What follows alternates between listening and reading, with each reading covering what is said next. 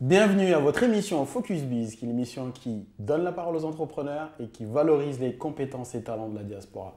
Aujourd'hui, nous avons le plaisir d'accueillir Ashou, qui est la fondatrice de Ashou Events, qui est une société de production artistique. Ashou, bonjour. Bonjour. Est-ce que vous pouvez vous présenter pour qu'on sache un peu qui vous êtes? Oui, je m'appelle Ashou, 38 ans, franco-algérienne. Oui. Et voilà, j'ai... Et Ashou Events, ça consiste à quoi? Parce que j'ai commencé à le présenter en disant que c'était de la production, mais avant d'arriver à Ashou, qu'est-ce qui vous a donné envie justement de créer, de vous lancer dans la production? En fait, c'est l'envie de fédérer. Donc, j'avais commencé par des petits dîners privés, tout simple, et l'envie de fédérer parce que je sortais d'un mariage avec un Sénégalais. Où j'avais été énormément attaquée par les réseaux, par des propos racistes. Et du coup, j'avais cette envie de fédérer. Et de dîner en dîner, j'ai pu fédérer des amis dans le milieu. Et voilà. Et le concept de ces dîners, parce que j'ai compris que c'était plutôt pour réunir les communautés. Les communautés. Donc, que ce soit Maghreb et Afrique subsaharienne, Afrique noire. Ouais. Et le concept des dîners, c'était quoi? C'était de mettre en avant des artistes, c'est des shows, c'est de l'humour? C'était plutôt sur des projets et d'avancer ensemble et de montrer qu'on peut s'unir entre le Maghreb et l'Afrique subsaharienne. Donc on a commencé à 10 et après de dîner en dîner, je me suis retrouvée à faire des dîners spectacles. D'accord.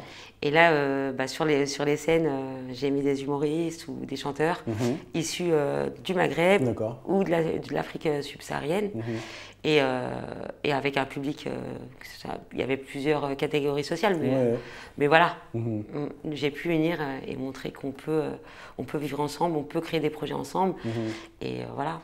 Donc vous parlez de vivre ensemble, c'était vraiment ça votre film? Ouais, j'avais envie de prouver qu'on est, parce qu'on m'avait dit à l'époque, non, c'est très difficile d'unir.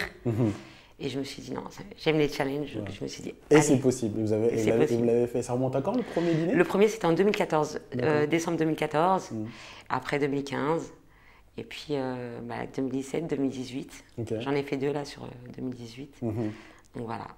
Et en plus justement de ces dîners, parce que c'est un peu là-dessus que vous êtes fait connaître, vous êtes fait un nom, du domaine artistique et autres, parce que vous avez aussi un réseau qui est assez élargi. Oui, un réseau qui s'est élargi grâce au dîner, de toute façon. Grâce au dîner, parce qu'il y a des politiques, il y a des gens, des artistes, il y a monsieur et madame tout le monde, en fait, c'est ouvert à tout le monde. Des chômeurs, des présidents d'associations, des artistes aussi qui viennent en public, des producteurs. Il y a vraiment de tout. Je suis contente. Et la force justement de ces dîners-là, c'est qu'il n'y a pas de barrière sociale, culturelle ou même religieuse, parce que c'est ouvert vraiment à tout le monde. Et ça, c'est une force, parce qu'en fait, vous avez réussi justement à casser les clivages qu'il pouvait y avoir entre ces différentes communautés, au premier abord. Voilà. Donc ça, bravo. Je fais découvrir aujourd'hui, maintenant, c'est plus les talents du Maghreb et de l'Afrique du Sud. Par exemple, là, le dernier dîner, j'avais fait avec chanteur algérienne, que j'ai fait découvrir aux amis qui ne connaissaient pas.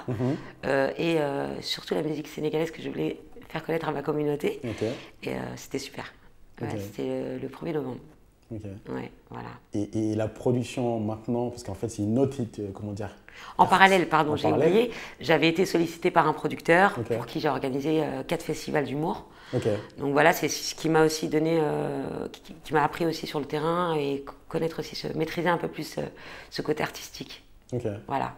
Donc c'est maintenant vous alliez le fait d'organiser les événements, parce que ça vous avez fait vos preuves. Exact. Et maintenant, vous vous lancez plus sur la partie production, c'est-à-dire vous avez des artistes. En l'occurrence, vous avez organisé récemment comment dire, une pièce, pas une pièce de théâtre, c'est une pièce de théâtre. Oui, c'est une pièce de théâtre. Donc le 10 décembre, j'ai eu la chance de produire la pièce de théâtre devant 800 personnes pour une date exceptionnelle qui clôturait l'année 2018. C'est une pièce de théâtre qui tournait depuis 2 ans. J'y allais tout le temps.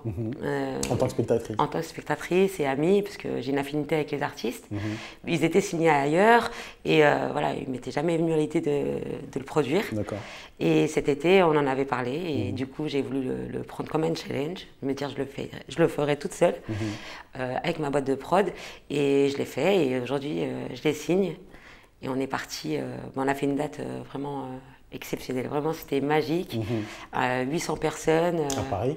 À Paris, c'était vraiment très bien. Ouais, très très bien. Et du coup, là, on part en tournée. L'idée, c'est de la faire connaître à toute la France, à l'étranger. Et voilà. Donc on a déjà quelques dates qui sont déjà positionnées sur. Ouais, il y a des villes. On n'a juste pas donné les dates exactes, mais les villes se sont déjà positionnées. Déjà positionnées. Ouais. Donc votre rôle en tant que productrice, c'est déjà de trouver les artistes. Donc en l'occurrence, vous focalisez sur ces 2 artistes. Je les ai, ouais, déjà. Mois, pour les faire découvrir au plus grand nombre. Parce que vous étiez avant une spectatrice. Exactement, et comme c'est un sujet universel, en plus ça parle un peu de mon histoire. Ouais, 9 mois de bonheur, c'est un peu mon histoire aussi, parce que c'est l'Algérienne qui est avec un Sénégalais, qu'elle est enceinte et elle doit apprendre la nouvelle à la famille, et lui vice versa, donc c'est un peu autour de ça, donc voilà, ça me parle. Donc voilà, je suis assez contente. Ouais. Et comment vous voyez la suite justement par rapport à cet aspect de production? Donc aujourd'hui focalisé sur les 2 artistes. Est-ce que vous avez pour ambition d'avoir d'autres artistes ou vous étendre aussi à l'international? Vous parlez de l'Algérie. Bien sûr, l'Algérie, c'est sûr que je me battrais pour faire un événement là-bas, artistique de ce que je fais ici. Je voudrais l'exporter là-bas. Sénégal, parce que j'ai un attachement aussi avec ce pays. Et les autres pays africains, voilà. Mais ça sera plus sur les tournées du spectacle. Et puis à côté, pour l'instant, je ne me projette pas de produire des nouveaux artistes. Une fois que je maîtrise ce produit-là, on y va. Et puis après, on verra sur le temps. Je reviendrai pour vous l'annoncer si. Ouais, très bien, ça serait avec un grand plaisir. Et une question que, aujourd'hui, comme je l'ai dit, entrepreneur, donc vous êtes une chef d'entreprise, vous avez créé votre société, c'est une société qui est référenciée avec tous les statuts qui vont bien, donc Ashu Event. En tant que femme, est-ce que ça a été difficile pour vous de vous lancer dans la production? Parce que je ne sais pas s'il y a beaucoup de femmes qui sont productrices, une question que je me pose. Et la deuxième, c'est quelles sont les difficultés que vous avez rencontrées de manière générale, quoi? Eh bien, écoutez, moi, j'ai pas eu de difficulté parce que je suis passée d'organisatrice d'événements à directrice artistique. Et puis, la production qui m'est arrivée comme ça quand je ne l'ai pas attendue. Donc, pour moi, tout est fluide. Après, les difficultés, non, c'est le stress, en fait, de toujours vouloir... moi, de remplir les salles, de faire connaître, de parler, parce qu'on n'a pas les grands médias avec nous. Donc, c'est juste ça, les difficultés que je peux rencontrer, c'est vraiment... du gros stress derrière, dans l'ombre, gérer tout. Parce que vous parlez de remplir une salle, je ne sais pas si des producteurs nous écoutent ou même des personnes se rendent compte de la difficulté qu'il peut y avoir justement beaucoup de personnes, à réunir des gens, même pour un événement de 10 personnes. Alors 800, je 800 en plus, c'était un lundi soir et après les gilets jaunes. Donc on avait tout ce stress-là et je suis contente, on l'a fait. On l'a fait. Et aujourd'hui, j'ai vu que votre force c'était de fédérer, mais en plus de votre capacité à réunir les gens, qu'est-ce qui fait qu'ils viennent à vos événements, vous le savez? Je sais pas, c'est peut-être l'attachement qu'ils ont.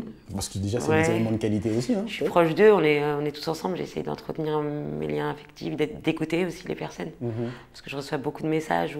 De soutien. Et je suis toujours soucieuse des autres. Donc je suis toujours... Puis ça s'est fait comme ça, et puis ils savent que j'aime bien rigoler, tout ça. Je chasse un peu tout ce qui est négatif autour de moi, donc forcément les gens ils aiment bien être avec moi en fait, qui suivent, et puis après il y a le bouche à oreille, et puis voilà. D'accord. Ouais, ça c'est très bien. Et en termes de concept de vivre ensemble, quelque chose qui m'a vraiment plu quand je suis venu dans les premiers événements, justement des dîners, c'est ce mélange en fait. D'horizons, de culture, et c'est surtout aussi, quand vous avez parlé de cette classe sociale, vous pouvez être à côté d'un président d'une association ou même des politiques, c'est-à-dire des maires, des élus, et avoir un jeune de quartier ou quelqu'un, monsieur Lambda. Donc ça, je trouve que c'est une force parce que c'est pas quelque chose qu'on a l'habitude de voir. Généralement, c'est relativement cloisonné. Chacun reste dans ses sphères. Là, vous arrivez en fait à décloisonner. Ça me ressemble. C'est un peu tout mon entourage, il y a de tout. D'accord.